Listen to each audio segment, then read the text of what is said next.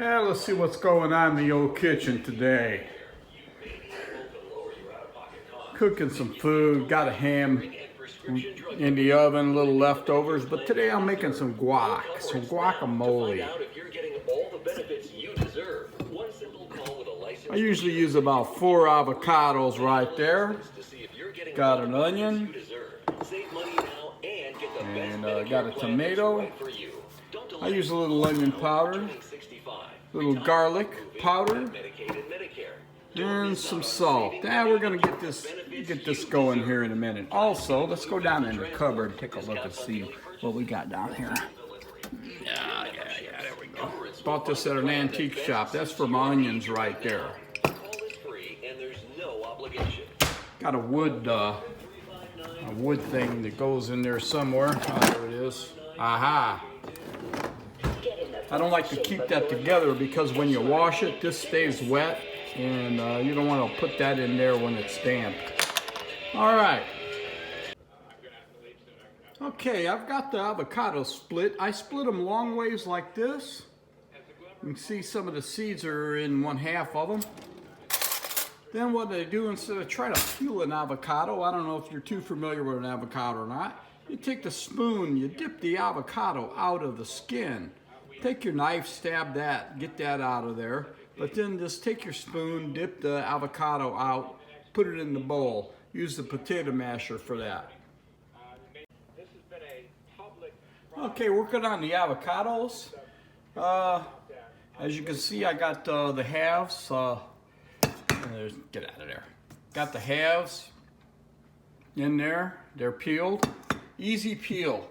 Just take your spoon, get it right out of the skin. As you can see, I got this in here, kind of loose. That's all you got to do. Now we got the pits laying here. What I do is there's 4 pits laying there.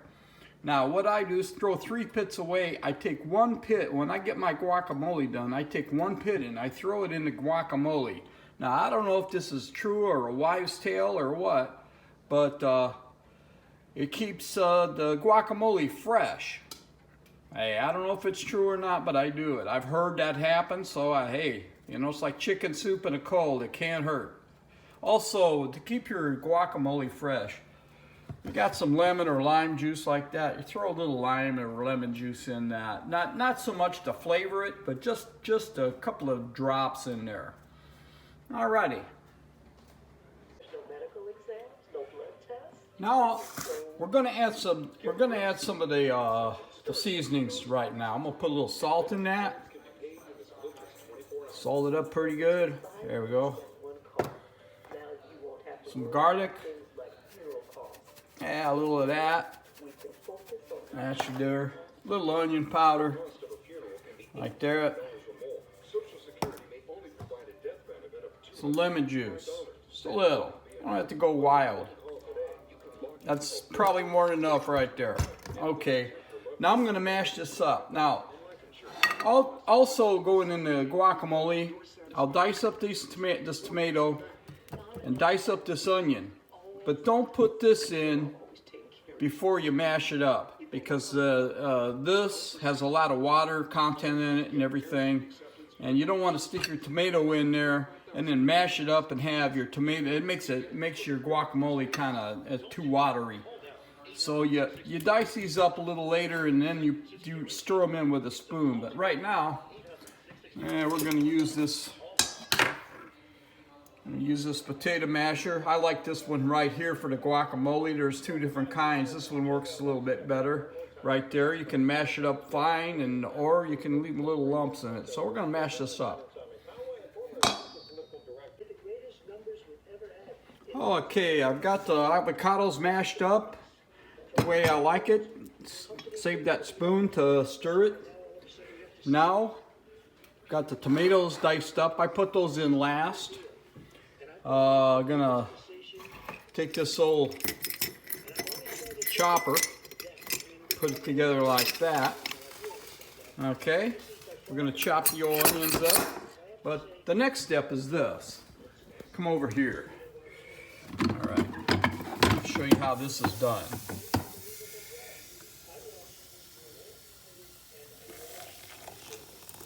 Got to finish that pot of coffee up. Started that this morning. Yeah.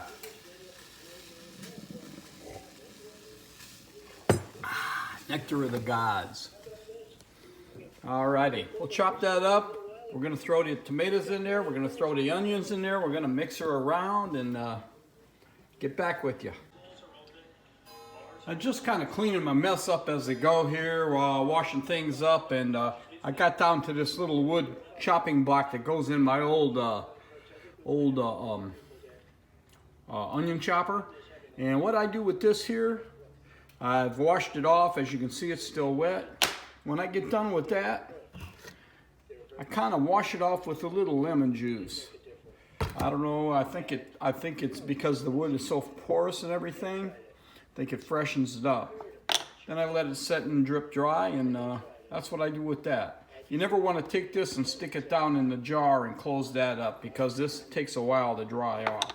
But these are pretty cool. If you ever see one of these in an antique shop, now this one's kind of worn. I bet this is from the 1950s, I'm guessing. Maybe they still make them, I don't know. I know my mom had one and she used it for cooking, and I seen that at the antique shop one day. We've had it for about 10 years. Well, anyway, we're gonna take this stuff, dump it in there. I use 1/4 of an onion. That's what I do. Use 1/4 of an onion. And that should be just about right. We'll mix that up and I'll get back with you.